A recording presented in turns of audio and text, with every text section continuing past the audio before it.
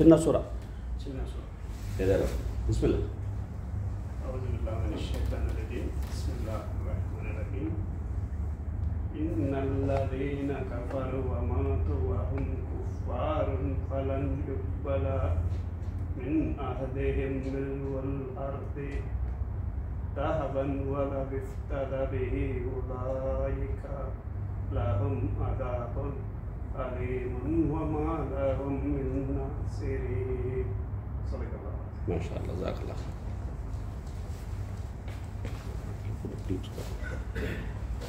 الحمد لله رب العالمين والصلاة والسلام على رحمة للعالمين سيدنا ونبينا وقائدنا محمد وعلى آله وصحبه ومن والاه إلى يوم الدين. أبيمان الكل من السلام عليكم ورحمة الله وبركاته. ముందుగా అల్లాహ్ సుబ్హానహు వ తఆలా కృతజ్ఞతలు తెలియజేసుకుంటున్నాడు. ఆయనే మనల్ని పుట్టించాడు, మనల్ని సంరక్షించాడు, మనల్ని పోషిస్తున్నాడు, మనకు కావాల్సిన సకల అవసరాలను తీరుస్తున్నవాడు ఆయన మాత్రమే. అభిమాన మిత్రులారా, అల్లాహ్ కృతజ్ఞత తర్వాత మీ అందరికీ ధన్యవాదాలు. మీరందరూ మీ విలువైన సమయాన్ని కేటాయించి ఇంత దూరం ఇచ్చేసినందుకు ప్రతి ఒక్కరికి పేరు పేరు నేను ధన్యవాదాలు తెలియజేసుకుంటున్నాను. అల్లాహ్ సుబ్హానహు వ తఆలా దీనికి ప్రతిగా గొప్పగా మిమ్మల్ని సన్మానించాలని, మీ జీవితాల సంతోషాల పూరు ఊహించాలి అని, పిల్లా పాపలతోటి మీరు 10 కాలాల పాటు పచ్చగా ఉండాలని మనఃపూర్వకంగా వేడుకుంటున్నాను. ఈరోజు ఇన్షాల్లాహ్ మనం ఇక్కడ పురోగడానికి కారణం ఏంటంటే, మహా అతిథి అయిన రమదాను మాసం మరి కొద్ది రోజుల్లో మాత్రమే మనము కనుక ఆ రమదాన్ని పురస్కరించుకొని, ఆ మాసాన్ని పురస్కరించుకొని మనం ఏదోటి సన్నాహం చేసుకోవాలి, ఏదోటి యొక్క సరంజామా అనేది మనం సిద్ధపరచుకోవాలి అన్న కొన్ని అంశాన్ని ముక్తసరిగా ఈరోజు ఇన్షాల్లాహ్ మనం చర్చించుకునే ప్రయత్నం అనేది చేద్దాం. సరేండి. అల్లాహ్ సుబ్హానహు వ తఆలా మనందరి ఇక్కడ పురోగమనాన్ని, అనడాన్ని, వినడాన్ని స్వీకరించి ఇహపరాల మన జీవితాన్ని అల్లాహ్ సుబ్హానహు వ తఆలా సంతృప్తితోటి, సంతోషంతో నింపాలి అని నేను మరొక మారు అల్లాహ్ను నేను వేడుకుంటున్నాను. అభిమాన మిత్రులారా, రమదాన్ మాసం అల్లాహ్ సుబ్హానహు వ తఆలా ఖురాన్లో సెలవించిన మాట, షహ్రు రమదాన్ అల్లదీ ఉన్జిల ఫీహిల్ ఖురాన్. రమదాన్ మాసం, ఇందులోనే అల్లాహ్ సుబ్హానహు వ తఆలా ఖురాన్ గ్రంథాన్ని అవతరింపజేశాడు. కనుక రమదాను మాసానికి ఇంతపాటి యొక్క ఘనత ఉంది, విశిష్టత ఉంది అంటే దానికి కారణం ఏమిటంటే ఖురాన్ గ్రంథం ఈ మాసంలో అవతరించడమే. కనుక రమదాను మాసం వరాల వసంతం, రమదాను మాసం కారుణ్య కడలి, రంజాను మాసం శుభాల సరోవరం, రమజాను మాసం చైతన్య సుధాజన్, రమజాను మాసం ప్రభాత గీతిక, రమజాను మాసం మార్పుకి చిరునామా, రమజాను మాసం శుభాల వెల్లువ. ఇలా ఒక మాసానికే అనేక నామాలు ఉన్నాయి, అనేక పేర్లు ఉన్నాయంటే అది ఎంత మహత్తరమైనదై ఉంటుందనే ఒక విషయాన్ని మనం అర్థం చేసుకోవచ్చు. కనుక అలాంటి మాసాన్ని పురస్కరించుకొని ఈరోజు ఇన్షాల్లాహ్ మన కార్యక్రమం పెట్టుకోవడం జరిగింది. అల్హమ్దులిల్లాహ్ మన అబ్దుల్ రహమాన్ గారి యొక్క ఖురాన్ పారాయణంతో ఈ కార్యక్రమం శుభప్రారంభమైంది. అల్లాహ్ సుబ్హానహు వ తఆలా ఏ విషయాలైతే ఇక్కడ మనం చర్చించుకుంటామో వాటిని అర్థం చేసుకొని వాటికి అనుగుణంగా రమదాను మాసాన్ని మనం సద్వినియోగపరుచుకునే యొక్క సద్భాగ్యాన్ని అల్లాహ్ సుబ్హానహు వ తఆలా మనందరికీ ప్రసాదించాలని మనపూర్వకంగా వేడుకుంటున్నాను. అభిమానులారా, ఇన్షాఅల్లాహ్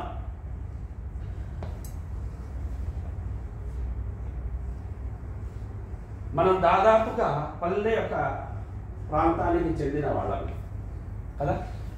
కనుక పల్లె ప్రాంతంలో ఏముంటుందంటే రైతులు ఉంటారు. రైతులు ఏం చేస్తారని పొలాన్ని మొత్తం దుక్కి చేసి కదా మొత్తం సిద్ధం చేసుకొని వాన కోసం ఎదురు చూస్తూ ఉంటారు. వాన కురియగానే విత్తనాలు వేసుకుంటారు, అలాగే పైరు ఉంటే పైరు నాటుకుంటారు. ఆ తర్వాత దాన్ని కాపాడుకుంటూ చివరికి బంగారు పంటను వారు సొంతం చేసుకుంటూ ఉంటారు. అవునా కదా. సేమ్ అలానే రంజాన్ రాక పూర్వమే మనం దానికోసం సిద్ధమవ్వాలి. ఎందుకంటే రంజాను మాసంలో కారుణ్య మేఘం, వరాల వాన అనేది కుండపోతగా కురిపిస్తుంది. అప్పటికి మనం మనోధరని అది సేలు కానీ ఆ పొలాలు కాదైనా మనోభూమి, మన మనోభూమిని దుక్కి దున్ని చేసి మనం సిద్ధంగా పెట్టుకున్నాం అనుకోండి, ఈ కారుణ్య గల్లు కురవగానే విత్తనాలు వేసుకున్న దైవభీతి విత్తనాలు వేసుకున్నాడు మహావృక్ష రూపం దాల్చేసి అది అర్థం కదా. మనకు ఇహలోకపు జీవితపు యొక్క మేళ్లను, పరలోక జీవిత ముక్తి మోక్షాలను అది ఏం చేస్తుంది, మనకు ప్రసాదించగలుగుతుంది. కనుక మొదటి యొక్క ఉదాహరణ. ఓకేనండి. రెండవది ఏమిటంటే, మన ఇంటికి ఓ మహా అతిథి వస్తున్నారు, కానీ ఆయన చాలా మంచి వ్యక్తి, కానీ పప్పు బెల్లాలతో పాటు విలువైన కానుకలు కూడా బోలెడని పట్టుకొస్తున్నారని మనకు ముందే తెలిసిందనుకోండి, ఏం చేస్తామండి, ఇంటి మొత్తాన్ని మనం చేసి సర్దేస్తాం, కానీ చేయాల్సిన అలంకరణని చేసేస్తాం, కానీ వండాల్సిన వంటలని తయారు చేసుకుంటాం. అవునా కదా. ఇక ఎప్పుడు వస్తాడా అని ఎదురు చూస్తారు. ఎందుకు, వచ్చే వ్యక్తి ఖాళీ చేతులతో రావడం లేదు, కానీ మహా విలువైన యొక్క కానుకల్ని తీసుకువస్తున్నాడు కనుక ఖచ్చితంగా ఆ మాత్రం ఎదురు చూపు అనేది ఉండడం ధర్మం. అవునా కదా. ఉండాలా వద్దా? ఉండాలి. సరే, ఇప్పుడు రంజాను మాసం దానికి మించిన కానుకలతో అతిథిగా మన ముంగిట వారాలి, మన తలుపు తట్టనుంది. మరి మనం ఏం చేయాలి సార్? చేతులు కట్టుకుని కూర్చుందామా? కుదరదు కదా. అన్ని వరానుగ్రహాల్ని రంజాను మాసం తీసుకొస్తుంటే మనం దానికోసం సిద్ధమవ్వాలి కదా, దాన్ని మనం స్వాగతించాలి కదా, గ్రాండ్గా దానికి వెల్కమింగ్ అనేది పలకాలి కదా. కనుక ఆ నిమిత్తం మనము కూడా మనల్ని ఏం చేయాలి, సిద్ధపరచుకోవాలి. ఓకేనండి. కనుక మహా అద్భుతమైన వరాలను, అనుగ్రహాలను రంజాను మాసం మనకు ఇవ్వబోతుంది. సరే, ఇప్పుడు రంజాను మాసం యొక్క ఆ విశిష్టతలు ఏమిటి అనే విషయాన్ని ఇన్షాల్లా మనం తర్వాత తెలుసుకున్నాము. చూడండి, ఈరోజు మనం ఏదైతే మాట్లాడుకోబోతున్నామో ఈ ప్రజెంటేషన్ ద్వారా, అందులో 4 అంశాలు ఉన్నాయి. విషయ సూచిక ఏదైతే ఇక్కడ ఇవ్వబడిందో, రంజాన్ ఘనత ఒకటి, రెండవది రంజాన్ మనల్ని గురించి ఉద్దేశించి ఏమంటుంది, మూడవది మనం సన్నాహం ఎలా చేసుకోవాలి, అలాగే ఆ సన్నాహం చేసుకోవాల్సిన సువర్ణ సూత్రాలు ఏమిటి. కనుక ఈ 4 అంశాలు నేడు ఇన్షాల్లా మనం చర్చించుకోబోతున్నాం. ఇక అభిమానులారా, మొదటి విషయం రమదాను ఘనత. సరే, రమదాను మాసం దానా ధర్మాల మాసం, రంజాను మాసం తరావే ఖియాముల మాసం, రంజాను మాసం ఖురాన్ పారాయణల మాసం, రంజాను మాసం వినయ విధేయతల మాసం, రంజాను మాసం సత్కారాల సమాహారం, రంజాను మాసం పుణ్యాలకు పుట్టినిల్లు. ఇన్ని ఘనతల ఈ మాసం కారుణ్య మేఘమై మనపై వాలనుంది. మహిమాన్విత ఋతువు, వరాల వసంతం, గౌరవప్రదమైన నెల. అల్లాహ్ ఈ పవిత్ర మాసాన్ని తనివి తీరా ఆస్వాదించేలా, సత్య ధర్మాన్ని సంపూర్ణంగా అమలుపరిచేలా, సత్కార్యాలకు శ్రీకారం చుట్టేలా, సత్యోపదేశానికి సన్నద్ధులయ్యేలా, సత్య మార్గం మీద సహన స్థైర్యాలు కలిగి దీవించాలని మనం మనపూర్వకంగా వేడుకున్నాం. అభిమానుల రమదాను మాసానికి 5 ప్రతిష్టలు ఉన్నాయి. రమదాను మాసానికి 5 అంటే 5 ప్రత్యేకతలు. దేనికి? రమదాను మాసం అంటే ఇతర 11 మాసాలు ఉన్నాయి కదా, ఆ 11 మాసాలకు భిన్నంగా ఈ మాసం ఉంటుంది. కనుక ఆ భిన్నత్వం ఏదైతే ఉందో, ప్రత్యేకత ఏదైతే ఉందో, ఆ ప్రత్యేకతలు ఏంటంటే 5 ముక్తసరిగా. అందులో మొదటిది ఏంటంటే, ప్రవక్త సల్లల్లాహు అలైహి వసల్లం వారు అన్నారు, మన్ సామ రమదాన ఈమానన్ వహ్తిసాబన్ గుఫిర లహు మా తఖద్దమ మిన్ దమ్మి. ఎవరైతే విశ్వాసం మరియు పుణ్యఫలాపేక్షతోటి రమదాను ఉపవాసాలు పాటిస్తారో వారి గతం తాలూకు పాపాలు మన్నించడం. ఉపవాసం మహత్తరమైన ప్రార్థన సోదరులు. ఉపవాసం అనేది మహత్తరమైన ప్రార్థన. ఎందుకంటే ఏ ప్రార్థన తీసుకోండి దానికి ఒక రూపు ఉంటుంది. ఉదాహరణకు నమాజు కొన్ని భంగిమలు ఉంటాయి, మీకు తెలుసు. ఇలా ఉంటాయి, నమాజ్ చదువుతున్నాడు అర్థమైపోతుంది. సరేనా? జకాత్ దానికి ఒక భంగిమ ఉంటుంది, ఇవ్వడం. సరేనా? హజ్ దానికి ఒక భంగిమ ఉంటుంది. ఇలా మనం ఏ ప్రార్థన తీసుకున్నా దానికి ఒక భంగిమ, ఒక రూపం అనేది ఉంటుంది. అయితే రూపము లేని ఆరాధన ఏది అంటే అదే ఉపవాసం. మీరు ఉపవాసంతో ఉన్నారు అన్న విషయం మీకు మాత్రమే తెలుసు. రెండవది, ఎవరి కోసం అయితే ఉన్నారో అల్లాహ్కు మాత్రమే, మూడో వ్యక్తికి తెలియదు. నువ్వు కడపార భోంచేసి నేను చెప్పచ్చు ఉపవాసంతో ఉన్నానని, ఎవరు సందేహిస్తారా? సందేహించేది ఏమి ఉండదు. అయితే ఇది ఎవరికి మధ్య ఉన్న యొక్క సంబంధం? అల్లాహ్కు, దైవానికి, దైవదాసునికి మధ్య ఉన్న అవినాభావ సంబంధం. ఇది ఎలాంటి సంబంధం అండి?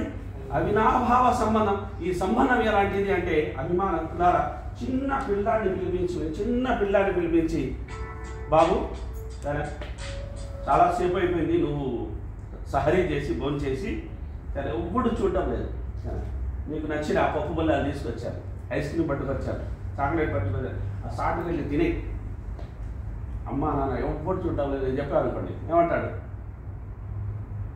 తినేస్తాడా? ఏమంటాడు?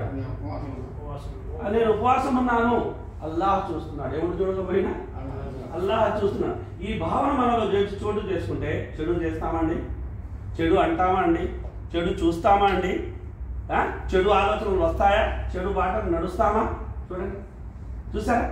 దేవుడు చూస్తున్నాడన్న భావన మనలో వచ్చేసే మనలో ఎంత చాలా బ్రహ్మాండమైన మార్పు వచ్చింది. కనుక ప్రవక్త ఉపవాసం విశేషం తెలియని చెప్పిన మాట ఏంటంటే, ఎవరైతే ఒక్కరోజు ఉపవాసం ఉంటారో అల్లాహ్ సుబ్హానహు వ తఆలా వారిని నరకాగ్ని నుండి 70 సంవత్సరాలంతా దూరం చేసేస్తారు. ఎన్ని సంవత్సరాలు? 70 సంవత్సరాలంత దూరము నరకాగ్ని నుండి అతన్ని దూరం చేసేస్తాడంటే ఒక్క ఉపవాసానికి బదులు, అది కూడా సామాన్య ఉపవాసానికి బదులు. మరి రంజాన్ ఉపవాసాలు, తన విధి ఉపవాసాలు, మహత్తరమైన ఉపవాసాలు, ఈ యొక్క నెలశాంతమైన ఉపవాసాలు అంటే ఎన్ని మహత్యాలు జరగగలవో ఒకసారి మనం ఆలోచించాలి. సరే, అలాగే అభిమానం ఇట్లా గమనించాల్సిన మరొక విషయం ఏంటంటే, రంజాన్ మాసం ప్రారంభమవగానే స్వర్గపు ద్వారాలు తెరవబడతాయి. అంటే స్వర్గానికి వెళ్ళే కర్మలు చేసుకునే సౌకర్యం అనేది, సౌలభ్యం అనేది, వాతావరణం అనేది ఒక్క రంజాన్లో మనకు దొరికినంతగా మరే మాసంలోనూ దొరకదు. అవునా కదా? మసీదులన్నీ నిండి ఉంటాయి. ఎలా నిండిపోయి అంతకుముందు నిండేవి కావు. ఫజర్ నమాజ్కి కూడా అల్హమ్దుల్లాహ్ మొత్తం మసీదులు నిండి ఉంటాయి.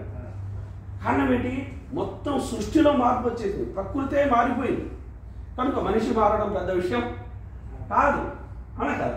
కనుక అల్లాహ్ సుబ్హానహు వ తఆలా ప్రకృతిని ఈ మాసం కోసం మార్చేస్తాడు అంటే, మరి ప్రకృతిలో ఒక చిన్నపాటి ప్రాణి అయినా మనం మారకపోతే ఎలా అండి?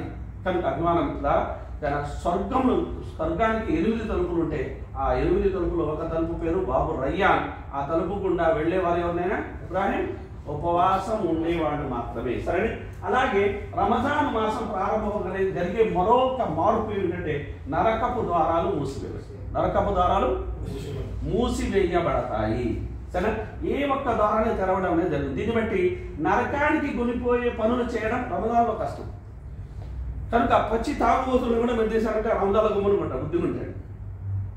సరే, సిగరెట్, పాన్ పరాగ్ ఎప్పుడూ నమ్ముతూనే ఉంటారు, పచ్చి మళ్ళీ ఉమ్ముతూనే ఉంటారు. అలాంటి వారు కూడా 14 గంటలు నిష్ఠగా ఉపవాసం చూస్తున్నారు, గమనిస్తున్నారండి. ఇంకా ఉపవాసం విరమించగా వెళ్ళిపోతాడు, లాగేసి పురాణ దివ్యవిషయం బలహీనత. అయితే 14 గంటలు అతను అటన్నిటికీ దూరంగా ఉంటాడు. దీన్ని బట్టి ఏం తెలిసింది? మనిషి ఆరోగ్యాన్ని పాడు చేసే, సమాజ యొక్క హితానికి వ్యతిరేకమైనది, దేశ అభివృద్ధికి వ్యతిరేకమైన పనులు ఏవైతే ఉన్నాయో అవన్నీ చేయడం రంజాన్ మాసంలో కష్టమైపోతుంది. తన ప్రజలకు మేలు చేసే పనులు కానీ, స్వర్గానికి కొనిపోయే పనులు కానీ ఇవి చేయడం అవుతుంది రంజాన్ మాసంలో సులభమైపోతుంది. కనుక ఒక వాతావరణం ఇంత అద్భుతంగా మారిపోతుంది. సరే, ఇక రంజాన్ మాసానికి సంబంధించిన 4వ ప్రతిష్టను మనం తీసుకున్నట్లయితే, రంజాన్ మాసంలో ప్రత్యేకంగా చేసే క్రియాలు ఏంటి? మనం ప్రార్థన ఏంటి? 5 పూటల నమాజు మనం 11 నెలలు చేస్తాం. రంజాన్ మాసంలో సపరేట్గా చేస్తాం. దాని పేరేంటి? తరావీ. చూస్తున్నారా? ఉదాహరణ చిన్నగా ఒక మాట మనం అర్థం చేసుకోవాలి. అదేంటంటే, రంజాన్ మాసంలో ముస్లిం సమాజంలో ఉత్పత్తి యొక్క శాతం తగ్గిపోతుంది అని చాలామంది అంటారు. సరేనా? దానికి కారణం మన ప్రవర్తన. మన ఇంట్లో సోంబేరులో తయారవుతాం. ఉపవాసం ఉన్నాగా ఫుల్గా తినేసి దుప్పటి తలుపు పడుకుంటాం. ఇప్పుడు ఉత్పత్తి తగ్గకుండా ఏమవుతుంది అయినా? కనుక ప్రజలు చెప్తారు అన్నమాట. నిజంగా రంజాన్ మాసం దానికోసం వచ్చిందా? లేదు. రంజాన్ మాసం మనం చేసే 5 పూట్ల ఆరాధనల్ని మినహాయించి ఇంకా ఎక్కువ ఆరాధనలు చేయించడానికి వచ్చింది. మనం రోజు చేసే పారాయణం మించి ఇంకా ఎక్కువ పారాయణం చేయించడానికి వచ్చింది. మనం రోజు చేసే దానధర్మాలకు మించి దానధర్మాలు చేయించేందుకు రంజాన్ మాసం వచ్చింది. మనం రోజు యొక్క బడుగు బలహీన ప్రజలు ఎవరైతే ఉంటారో, అనాథలు ఎవరైతే ఉంటారో, అభాగ్యులు ఎవరైతే ఉంటారో, వితంతువులు ఎవరైతే ఉంటారో, నిరుపేదలు ఎవరైతే ఉంటారో, వీరి బాగోగుల మీద రోజువారీ జీవితం ఎంతగా అయితే పట్టించుకుంటామో దానికన్నా 100 రెట్లు ఎక్కువగా మీరు రంజాన్ మాసంలో పట్టించుకోవాలి. రంజాన్ మాసం వచ్చింది. మేము సోంబేరులో మారితే రంజాన్ ఇది తప్పు కాదు కదండి. కనుక సహాబాలు కానీ ప్రవక్త సల్లల్లాహు అలైహి వసల్లం వారు కానీ ఈ మాసంలో దుప్పటి తనుకుని పడుకున్నట్టు ఎక్కడైనా చదివామా? లేదు కదా. ప్రభంజనం కన్నా వేగంగా ప్రవక్త సల్లల్లాహు అలైహి వసల్లం ఈ మాసంలోనే దానధర్మాలు చేసేవారు, ప్రార్థనలు చేసేవారు. ఖురాన్ ప్రవక్త ముహమ్మద్ సల్లల్లాహు అలైహి వసల్లం జిబ్రీల్ అలైహిస్సలాం వారు వచ్చి స్వయంగా ఖురాన్ పారాయణం అనేది చేయించేవారు. ఇన్ని యొక్క అదనపు విషయాలు రంజాన్ మాసంలో జరిగేదంటే అద్భుతమైన ఉత్పత్తి అనేది పెంచే మాసం ఏంటి? రమజాను మాసము. కనుక ఇది గమనించండి. కనుక ఇక్కడ ఏమిటంటే ఖియాముల్ లైల్ అంటే తరావీహ్ నమాజ్. ఇషా నమాజ్ మన తర్వాత మనం చదివే నమాజ్ ఏమంటారు? ఖియాముల్ లైల్ అంటారు. అంటే రాత్రి నిలబడి నమాజ్ చదవడం. ఖియామ్ అంటే గుమ్ అంటాం కదా. ఇక్కడ గుమ్ అంటే నిలబడు. కానీ ఆ కొమ్ముని గుమ్గా చేసేసారు. వాళ్ళ భాష తేడా. సరే, అలా ఎవరైతే తరావీహ్ నమాజ్ నిష్ఠగా అన్ని తరావీహ్ నమాజులు చేస్తారో వారి యొక్క పాపాలు మన్నించబడతాయి. సరే, గత పాపాలు మన్నించబడతాయి. మన పరిస్థితి మనం ఎలా ఉందంటే ఒకడు 2 రకాలు చదివేసి వెళ్ళిపోతాడు, ఒకడు 4 రకాలు చదివేసి వెళ్ళిపోతాడు, ఇంకొకడు ఏం చేస్తాడంటే వెతుకుతుంటాడు మసీదులో ఎక్కడ 5 నిమిషాలు 10 నిమిషాల్లో 8 రకాలు కూడా పూర్తయిపోతాయి, ఆమెకు వెళ్ళిపోతాడు. ఇలా కాదు కదా మనం చేయాల్సింది. ఖియామ్ అంటే అక్కడ నిష్ఠ ఉండాలి, భక్తి ఉండాలి, కానీ మనసు పెట్టి మనం ప్రార్థన చేయాలి. కానీ ఇలా ఏదో మన మీద బరువు ఉంది దాన్ని ఎక్కడ పడితే అక్కడ దింపేసి వచ్చేద్దాం అన్న ఆలోచనతో మనం ప్రార్థన చేయకూడదు. ఇక తర్వాత ప్రవక్త ముహమ్మద్ సల్లల్లాహు అలైహి వసల్లం వారు సెలవిచ్చిన మాట ఏంటంటే, సరే, ఈ మాసం మొదలవ్వగానే దుష్టులైన శైతానులను బంధించడం జరుగుతుంది. విషయమంటానేనా? కనుక ఏర్పాటు, ప్రకృతిపరమైన ఏర్పాట్లు 5 ఏర్పాట్లు అల్లాహ్ సుబ్హానహు వ తఆలా రమజాన్ మాసంలో చేస్తారు. దుష్ట శక్తులు బంధించబడ్డారంటే మరి పెద్దగా మనకు భయం ఉండదు. అల్లని మూకలు ఉంటారు సార్, దారిలో పెట్టుకుంటే లాగేస్తారు, నీళ్లు పడేస్తారు, లేదంటే ఆడపిల్లలు అయితే మన ఈ మధ్య చిన్న సంఘటన జరిగింది మీకు తెలిసింది. ఇలా చేస్తారు అనేది తెలిస్తే మనకేంటి భయం ఉంటుంది.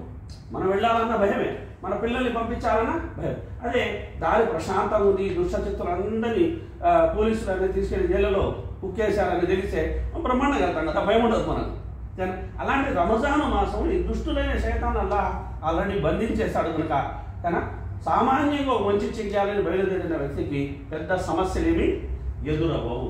అలాగే రంజాన్ మాసంలో మరో గొప్ప విషయం ఉంది, అదేమిటంటే లైలతుల్ ఖద్ర్. అదేమిటండి లైలతుల్ ఖద్ర్? ఎన్ని నెలల కన్నా ఘనపాటిది లైలతుల్ ఖద్ర్?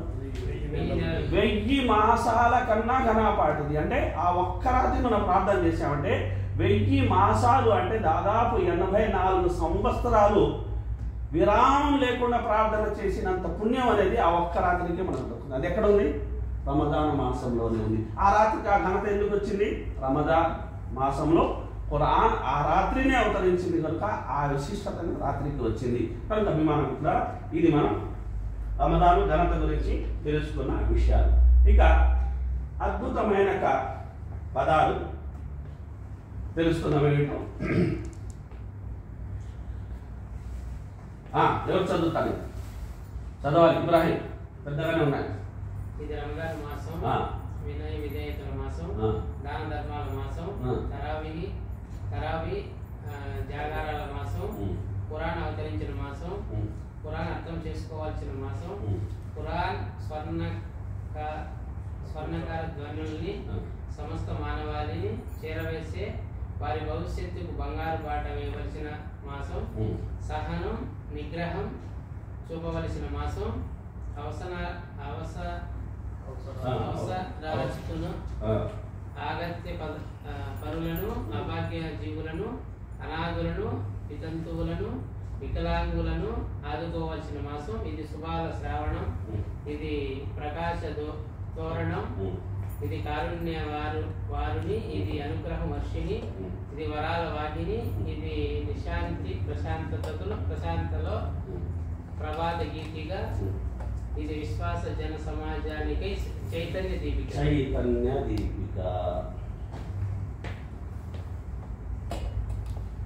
చదివేశారు కదా పదాలు ఏనా ఇమాజిన్ ఓ మామూలు అయితే చూసే అలా కనిపించండి ఏమనిపోతుంది చదివిన మొత్తం ఉత్సాహం అనేది నిలదు.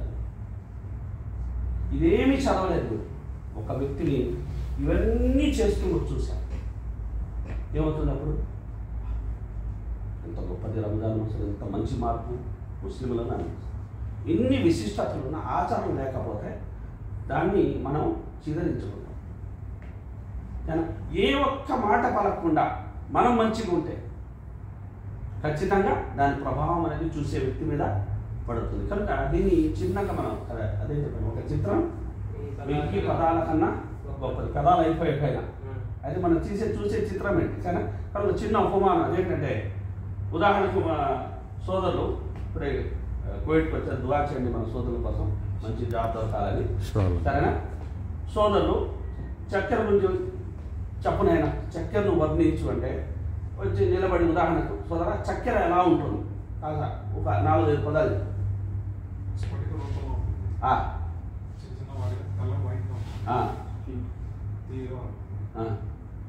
ఇంకా చెప్పు. చెరుకుతో తయారు చేయబడుతుంది, చెరుకు సేవల్లో పడుతుంది, అది మామూలు కర్ర వల్లే ఉంటుంది. ఉదాహరణ చెప్తాను, ఇవన్నీ చెప్పండి. సరే, ఇప్పుడు ఆయన ఎందుకు అడిగానంటే ప్రతి దానికి ఒక పరిచయ పదాలు ఉంటాయి, అవి వారికి బాగా కంఠపాఠం అందుకదనైనా చెప్పాలి. అయినా ఈ పదం దీన్ని వివరించండి అంటే మొత్తం చెప్పాల్సింది. కనుక ఆయన చెప్పినందుకు మీరు చెప్పలేరు మళ్ళీ. సరేనా? మనం గమనించాల్సిందంటే ఇన్ని చెప్పారు కదా, చెరుకు తెలియని వ్యక్తికి ఇవన్నీ మనం చెప్పిన, అసలు అతనికి చెరుకు తెలియదు, చక్కెర తెలియదు, అన్నీ చెప్పాడు. ఓకే, వింటుంటాడు, నోట్లో నీళ్ళు కూడా వచ్చేస్తాయి ఆడికి, అర్థం కదా. అయితే తెలియదు. అలా కాకుండా ఏం మాట్లాడకుండా ఓ చక్కెర పలుకు తీసుకెళ్ళి అలా నోట్లో వేసేస్తే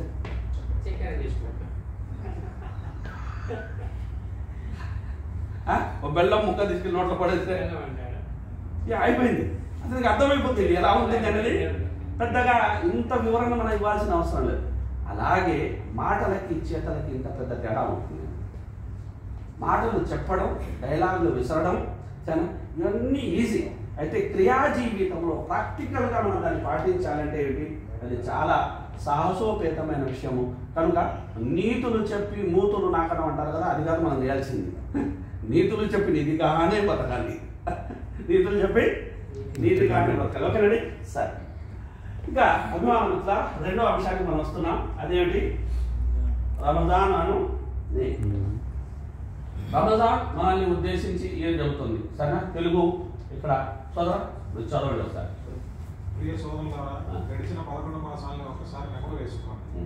పుణ్యాలు ఎక్కువ ఉన్నాయో, పాపాల చిట్ట పెద్దదిగా ఉందో సమీక్షించుకోండి. పాపం పాలే ఎక్కువగా ఉన్నట్లు కనిపిస్తుంది. సమయం గడిచే కొద్దీ మార్పు వచ్చినట్లు, పాతబడిన కొద్దీ వస్తువు పాడైనట్లు. రంజాన్ మాసం పుణ్యకాలం దూరమైన కొద్దీ బహుశా మనం ఇలా తయారయ్యామేమో. ఏదేమైనా ఈ మహా అతిథి మరొక్కమారు మమ్మల్ని ప్రేమపూర్వకంగా పలకరించడానికి, మన జీవితాన్ని పునీతం చేయడానికి మన చెంతకు వచ్చింది. భరించిన వారం వలె అది మనల్ని దీవించాలనుకుంది.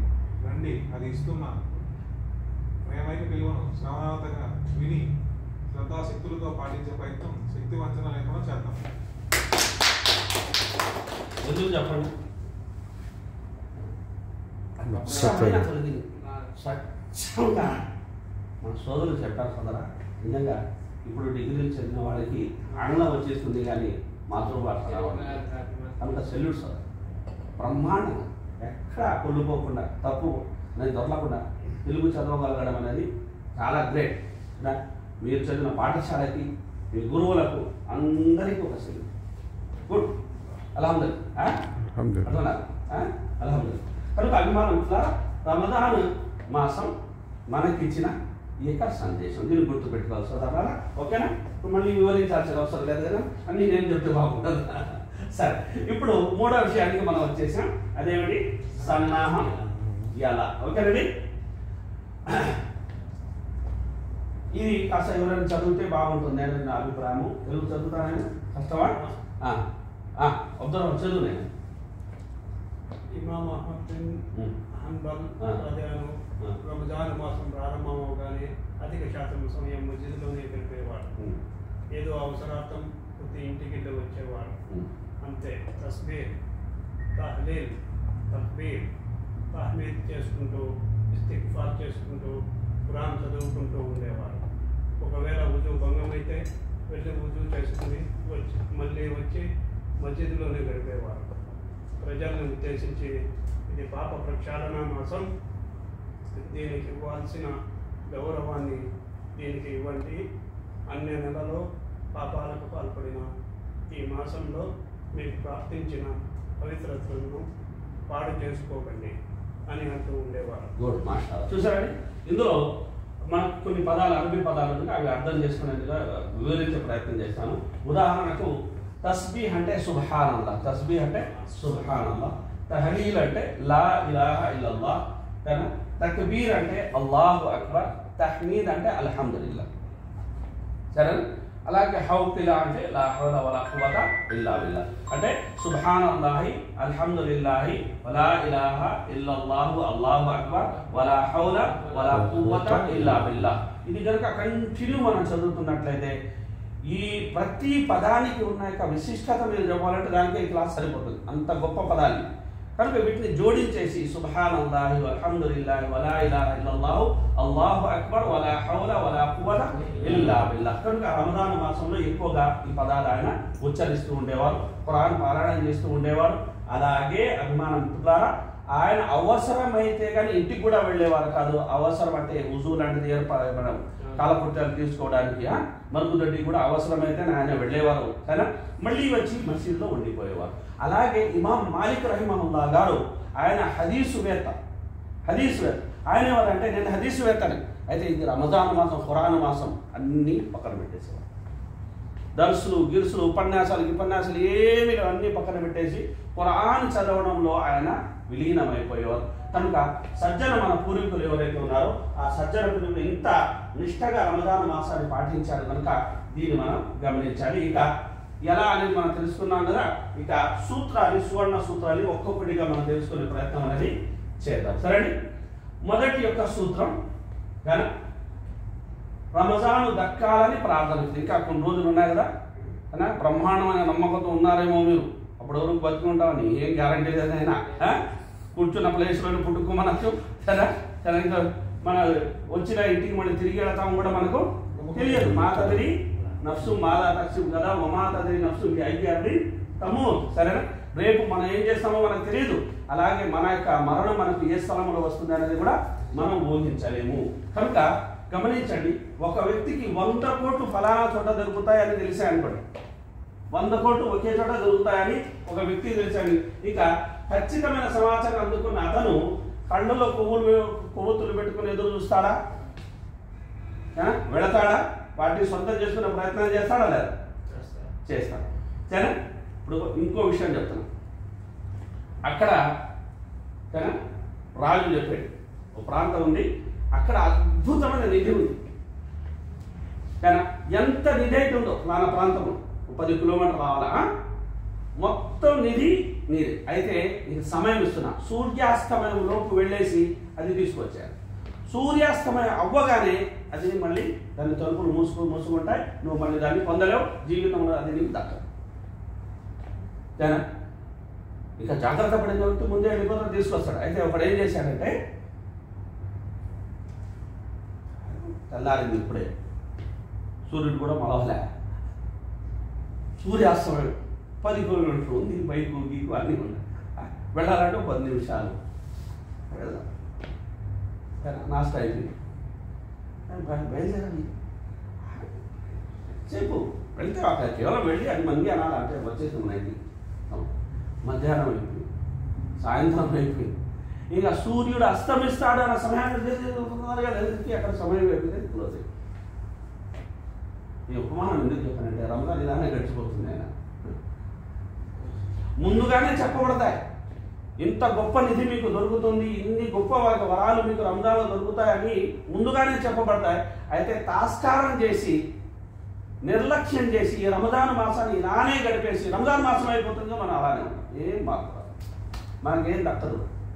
కనుక దీనికి మించిన దౌర్భాగ్యం ఏం కాగలదు ఆలోచించండి. కనుక ఏం చేయాలి మనం? రమజాన్ మాసం కోసం అది మనకు దక్కాలి అని అలాగే ఆ రమజాన్ని సద్వినియోగపరచుకునేలా దీవించాలి అని అల్లాహ్ను దుఆ చేసుకోవాలి. రెండోది ఏంటి, ఆ రమజాన్ మనకు దొరికింది అనుకోండి, మనం చేరుకున్నాం, ప్రవేశించింది, అప్పుడేం చేయాలి, అల్లాహ్కు కృతజ్ఞతలు తెలియదు. ఎందుకు, నా శక్తితో నేను ఆ మాసంలో ప్రవేశించలే, నన్ను బతికి ఉంచిన వాడు ఎవరు, అల్లాహ్ సుబ్హానహు వ తఆలా. అప్పటి వరకు శ్వాస ఆడేలా చేసిన వాడు ఎవరు, అల్లాహ్ సుబ్హానహు వ తఆలా. ఆయన కృతజ్ఞతలు తెలియజేసుకోవాలి. ఇక మూడో విషయాన్ని తీసుకుంటే రమజాన్ మాసం వస్తుందని సంతోషించాలి. ఏం సార్ ఈ మాట సపరేట్గా చెప్తున్నారు మీరు, అందరికి వచ్చింది దానికోసం కాదు మేము సంతోషం, అయ్యా చాలా మంచిది అయినా కానీ మనం సంతోషించాం. అయితే అందరూ అలా ఉన్నారా, కేటగిరీ వేరు వేరుగా ఉంటాయనైనా తేనా.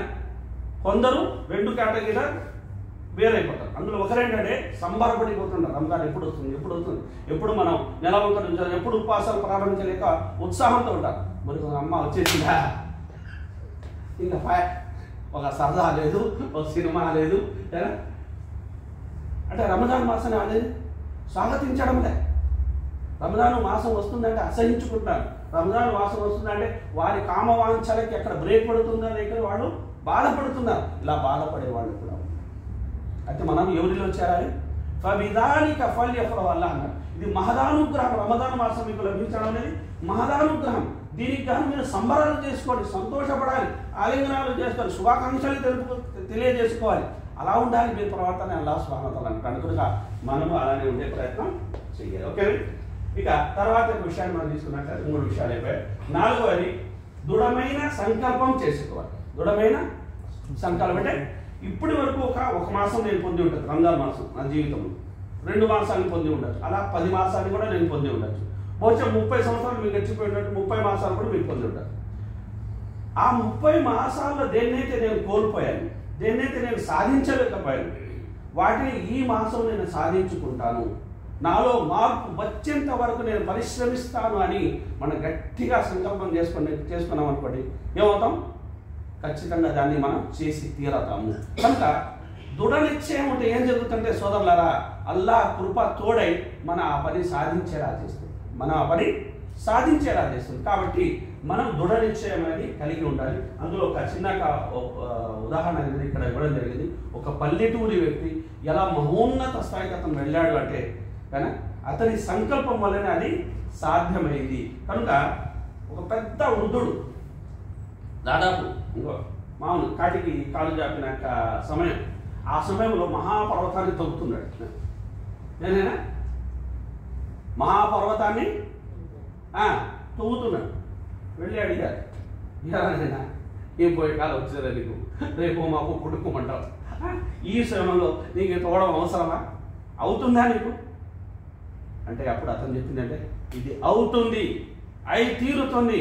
నేను నా తర్వాత నా యొక్క పిల్లలు, వారి తర్వాత వారి పిల్లలు, తరాలు గడిచిన యుగాలు గడిచిన ఈ పనికి మా యొక్క వంశం వదలదు అని దృఢ నిశ్చయంతో అతను ఉన్నాడు. ఆ యొక్క కొండ ఏమిటంటే ఒక ప్రాంతానికి వెళ్ళాలంటే కొన్ని వేల కిలోమీటర్లు తిరిగి వెళ్ళాలి. ఆ కొండ అనేది దాని దారి ఏర్పరిస్తే తొందరగా వెళ్ళిపోవచ్చు. కనుక ఆ ప్రజా సౌకర్యార్థం అనేది కొండ తవ్వాడు. ఇది ఎక్కడో వేట దేశాల్లో జరిగిన సంఘటన కాదు సోదరులారా, బీహార్ రాష్ట్రంలోనే జరిగిన సంఘటన అనే విషయాన్ని మీ సందర్భంగా తెలియజేస్తున్నాను. కనుక మనుషులు వజ్ర సంకల్పం ఏం చేయగలడు అనేది దీనికి ఒక గొప్ప ఉదాహరణ. సరే, అలాగే 5వది మనం తీసుకున్నట్టే నియమ నిబంధనల అవగాహన. కానీ ఉపవాసం అంటే ఏంది, మనం ఇండియాలో కూడా చూస్తాం, వ్రతము అక్కడ ఎలా ఉంటారు, పళ్ళు ఫలాలు పాలు గిడ్డు తీసుకుంటే ఆహారానికి దూరంగా ఉంటారు. అలాగే 24 గంటలు కొందరు ఉపవాసం ఉంటారు, రకరకాలుగా ఉంటాయి. అయితే ఇస్లాంలో ఉపవాసం ఎలా ఉంటారు, కానీ మర్యాదలు ఏమిటి, కానీ ఇవన్నీ మనం ఈ అవగాహన అనేది కలిగి ఉండాలి. ఆ తర్వాత 6వ విషయాన్ని తీసుకుంటే పశ్చాత్తాపం చెంది పాపాలకు దూరంగా ఉండాలి. సరేండి.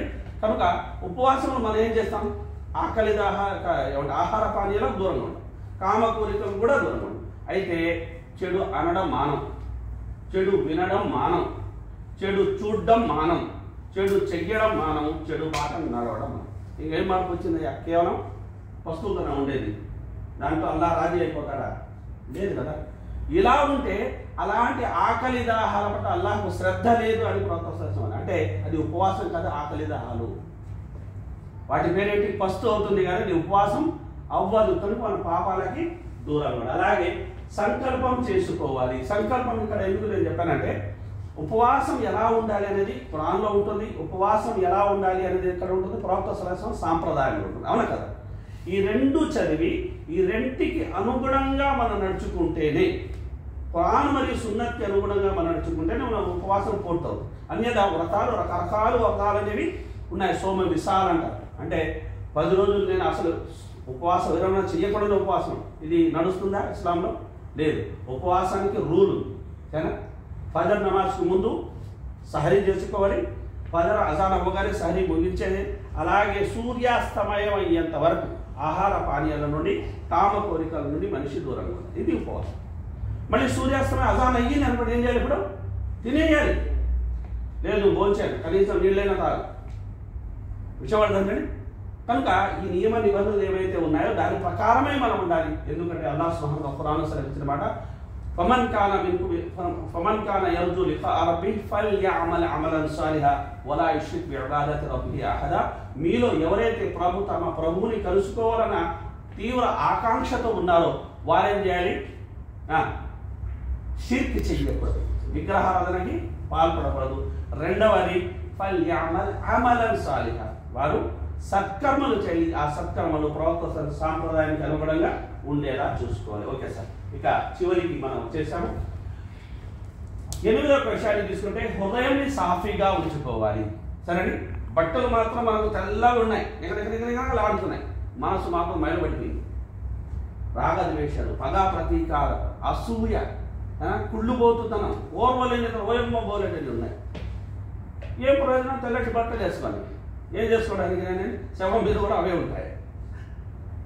అది కాదు కదా కావాల్సింది. మన మనసు తెల్లగా ఉండాలి, మన మనసు తెల్లగా ఉండాలి. మన మనసు తెల్లగా ఉండాలి అంటే మంచి ఆలోచనలు ఉంటేనే మంచి పనులు మనం చేస్తే అది సాధ్యమవుతుంది. కనుక ప్రవక్త సల్లల్లాహు అలైహి వసల్లం వారు అన్నారు, మనిషి పాపం చేశాడనుకోండి మనసు తెల్లటి మచ్చ ఏర్పడుతున్నారు. మళ్ళీ అతను రియలైజ్ అయ్యి దాన్ని వదిలేసి క్షమించు దేవా అని వేడుకుంటే అది తొలగిపోదు. అలా కాకుండా పాపాల మీద పాపాలు చేస్తూనే కూడా చివరికి ఆ మచ్చ పెరిగి పెరిగి పెరిగి పెరిగి ఆ హృదయాన్ని మొత్తం ఏం చేస్తున్నా అంటే ఆ చీకటి కమ్ముకుంటుంది, నల్లబారిపోతుంది, మొత్తం మాడి మసైపోతుంది. ఇంకా అందులో మంచిని స్వీకరించే గుణం నశిస్తుంది. పాషాణంలో కూడా చలనం ఉంటుంది, ఆ హృదయంలో చలనం ఉండదు మనకి, అంత భయంకరంగా మారు. కనుక హృదయాన్ని సాఫీగా ఉంచుకోవాలి. ఓకేనండి. ఆ తర్వాత ఖురాన్ పారాయణ ప్రణాళిక అనేది ఇప్పుడు ఈసారి ఒక ఖురాన్ ఎలాగైనా పూర్తి చేశాను అనుకుంటే అయిపోతుందైనా అవ్వదు, ప్లాన్ చేసుకోవాలి. అంటే ఈరోజు ఈ సమయంలో ఖచ్చితంగా ఎలాగైనా ఒక పారా పూర్తి చేస్తా, ఒక భాగం పూర్తి చేస్తాను. నాకు 1000 పనులు ఉండలే, ఎలాగోలా నిద్రను త్యాగం చేసి ఏదో ఒకటి చేసి ఒక పారా పూర్తి చేసుకున్నాను మనం సంకల్పం చేసుకుంటే ఇది కూడా సాధ్యమవుతుంది. అలాగే అనువాద విషయంలో కూడా. అలాగే 10వ విషయాన్ని ఇఫ్తార్ చేయించాం, అంటే మనం ఉపవాసం ఉంటాం, ఇఫ్తార్ కూడా చేస్తాం. అల్లా ఇచ్చారు. అల్లా ఇంకా బాగా ఇచ్చాడు అనుకోండి. మనకు ఎవరైతే ఉపవాసం ఉన్నారో నిరుపేద దేశాలు ఉంటాయి, తన భారతదేశంలో అక్కడ ఏర్పాట్లు ఉండవు, తినడానికి శారీ కోసం కూడా ఉండదు, ఇఫ్తార్ చేయడానికి కూడా అనదు. మరి అలాంటి వాళ్ళకి రేషన్ రూపంలో నెలకు సంబంధించిన రేషన్ ఇచ్చేయడము, లేదంటే ఒక మసీదులో ఏర్పాటు చేసి సరే ఎవ్వరి ఆత్మాభిమానికి అందరూ రండి, ఉన్నోళ్ళు రండి, లేనోళ్ళు రండి, తినండి. అలా చేస్తే ఏమవుతుందంటే అతనికి ఎంత పుణ్యం అయితే దక్కుతుందో అతని పుణ్యాన్ని అల్లాహ్ తగ్గించకుండా మనకు కూడా అంతే పుణ్యాన్ని ప్రసాదిస్తాడు. కనుక ఇది. అలాగే జకాత్ మరియు దానా ధర్మాలు చెయ్యాలి. ధనికులైతే సోదరులారా, కానీ మనం జకాత్ విషయంలో సీరియస్ అవ్వాలి సోదరులారా. జకాత్ విషయంలో సీరియస్ అవ్వాలి. జకాత్ని తప్పకుండా మనం చెల్లించాలి. దాన ధర్మాలు అంటే మీ ఇష్టానికి సంబంధించిన దాన ధర్మాలు మీ ఇష్టానికి సంబంధించినది. ఇక అభిమానం చివరి యొక్క పేజీని అందులో 12 వీలైతే ఉమ్రా చేయండి. రమదాన మాసంలో వీలైతే ఒకవేళ ఉమ్రా చేస్తే ఉంటుంది, పుణ్యం దక్కుతుంది. రెండవది ప్రవక్త సల్లల్లాహు అలైహి వసల్లం వారికి హజ్ చేసేంత పుణ్యం దక్కుతుంది. ఎందులో? రమదాన మాసం. సరే, ఒక సంకల్పం మన దగ్గర సౌకర్యం ఉంది, సంకల్పం చేసుకుందాం. అల్లా దాన్ని నిజం చేసి చేయొచ్చు కదా. సంకల్పం తప్పేమన్నా, డబ్బు ఏమన్నా అవసరమా? సంకల్పం చేసుకోండి, ఏం లేదు కదా, డబ్బు అవసరమా? లేదు. సరే, అలాగే దైవ దాసులకు దైవ సందేశం అంటే మీకు తెలిసిన మంచి, మేలు, సత్యం, ధర్మం ఏదైతే ఉందో అది మీ వరకే పరిమితం చేసుకోకుండా ఇతరుల వరకు కూడా మీరు చేరవేసే ప్రయత్నం అనేది చెయ్యాలి. నేను మంచి దారిని నడవడానికి కాదు, 10 మందిని నాతో పాటు మంచి దారిని నడిపించుకోవాలి. ఆ తర్వాత మనం మంచి కాలం, మించిపోతుంది. అల్లాహ్ ఖురాన్లో సెలవిస్తున్నమాట అయ్యామం మఅదూదాత్, రమజాన్ మాసం బహు కొద్ది రోజులు మాత్రం, రమజాన్ మాసం బహు కొద్ది రోజులు మాత్రం, తర్వాత అయిపోతుంది. కానీ ఇలా మొదలైందా, నెల వంక చూసామా, కొన్ని రోజులు గడవగానే ఈ రోజులు అయిపోయింది. ఆ తర్వాత రమజాన్ పండుగ యొక్క నెల వంక కూడా కనిపించేసి అంటే ఇలానే గడిచిపోతాయి. కనుక ఈ యొక్క చాలా త్వరగా గడిచే ఈ కాలాన్ని మనం ఒడిసి పెట్టుకోవాల్సిన అవసరం ఉంది. అలాగే ఆత్మ విమర్శ అనేది మనం చేసుకోవాలి.